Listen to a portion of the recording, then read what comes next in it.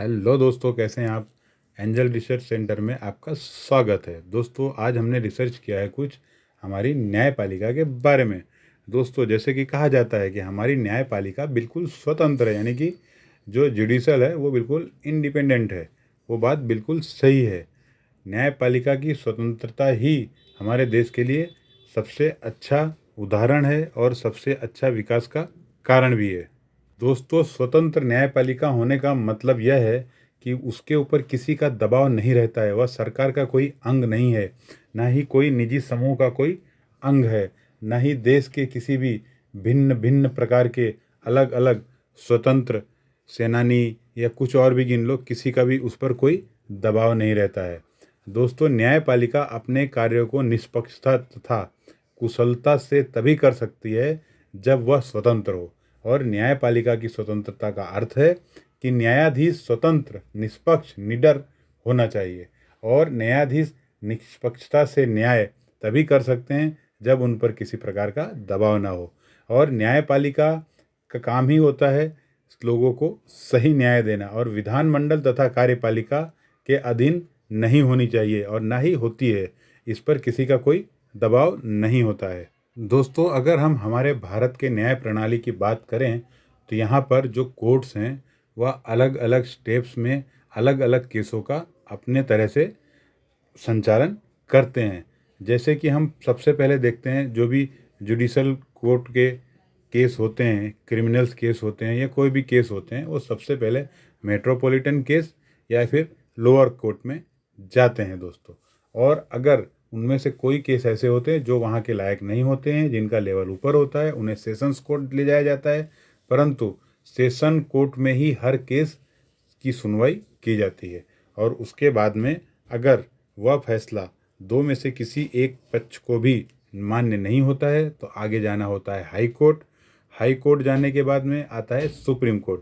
परंतु supreme court जो है वह हमारी न्यायपालिका का सर्वोच्च कोर्ट है, जिसका फैसला मानना सबको बिल्कुल ही, यानी कि कंपलसरी होता है। दोस्तों, अगर हम अलग अलग फेज़ की बात करें, यानी कि डिपार्टमेंट्स की बात करें न्यायपालिका में, तो इसमें भी अलग अलग डिपार्टमेंट होते हैं। जैसे कि फैमिली के लिए फैमिली कोर्ट्स होती हैं, सिविल मैटर्स की सिविल कोर्ट्स होती हैं, क्रिमिनल्स के लिए क्रिमिनल कोर्ट्स होती हैं, और फाइनेंशियल के लिए फाइनेंशियल कोर्ट होती हैं।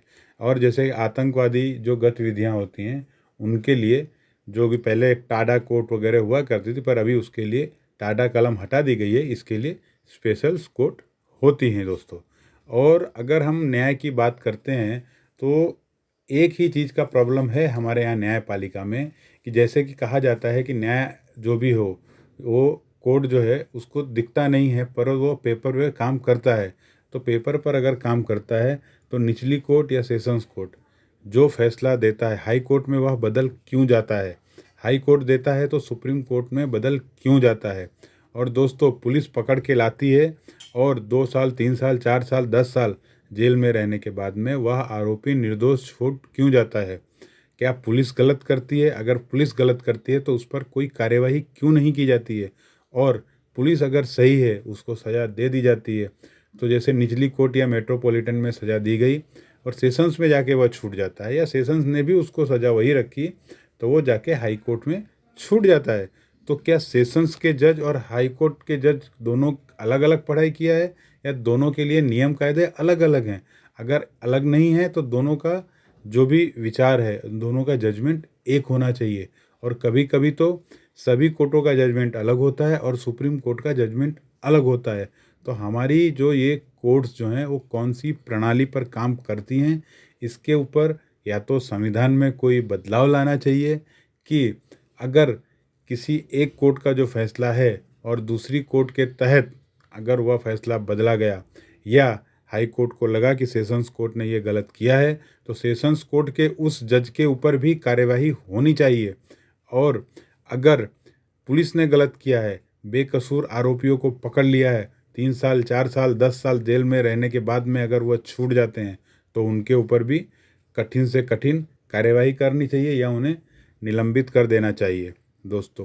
क्योंकि उन्हें तो सिर्फ पकड़ना है, जज को सज़ा देनी है, वकीलों को अपना धंधा चलाना है, पर ये नहीं होता है कि एक इंसान अगर जेल में जाता है तो उसके पीछे कितने लोगों की ज़िंदगियां बर्बाद हो जाती है, और वही इंसान 5 साल बाद 7 साल बाद हाई कोर्ट से निर्दोष छूट जाता है। छूटने के बाद उसका पूरा कैरियर ख़त्म हो जाता है, और जब उसका कैरियर ख़त्म होता है तो आप खुद सोच सकते हैं उसके बीवी बच्चों का, माँ बाप का, सबका क्या होगा।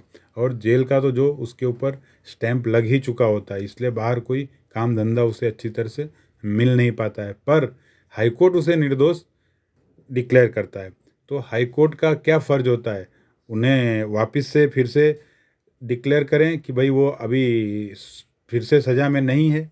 क्योंकि जब केस बनता है तब बड़े बड़े अखबार जो हैं वो बहुत बड़े बड़े अक्षरों में लिखते हैं कि ये इस आरोपी ने ये किया, इस आरोपी ने ये किया, पर जब रिहाई होती है तब कोई अखबार ये लिखने नहीं आता है कि इस तारीख को यह आरोपी पकड़ा गया था, तब उसे ये सज़ा दी गई थी और आज वह छूट गया है। तो दोस्तों, ऐसी कानून व्यवस्था में थोड़ा बदलाव लाना चाहिए। आप लोग भी अपनी आवाज़ उठा सकते हैं, मैसेज कर सकते हैं, मुझे कमेंट करके बता सकते हैं।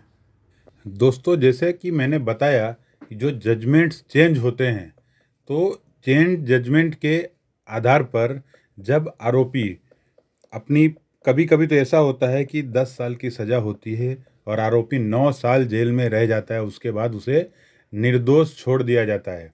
तो दोस्तों, जो उसकी 9 साल की ज़िंदगी बिगड़ती है, उसका करियर दांव पे तो क्या लगता है, उसका करियर मिट्टी में मिल जाता है। उससे के बच्चे जो है ना, वो पढ़ाई लिखाई की जगह वापस गुनहगारी में आ जाते हैं, या तो रोड पे इधर उधर कोई भी गैरेज में या कहीं पर भी काम करके अपने घर का खर्चा पानी चलाते हैं। उनकी औरतें जो हैं, बीवी जो हैं, माँ जो हैं, वो कुछ भी करके अपना खर्चा चलाती हैं। तो दोस्तों, ऐसे कानून का क्या करना चाहिए, आप लोग आवाज़ उठाइए, मेरे साथ आवाज़ उठाइए दोस्तों।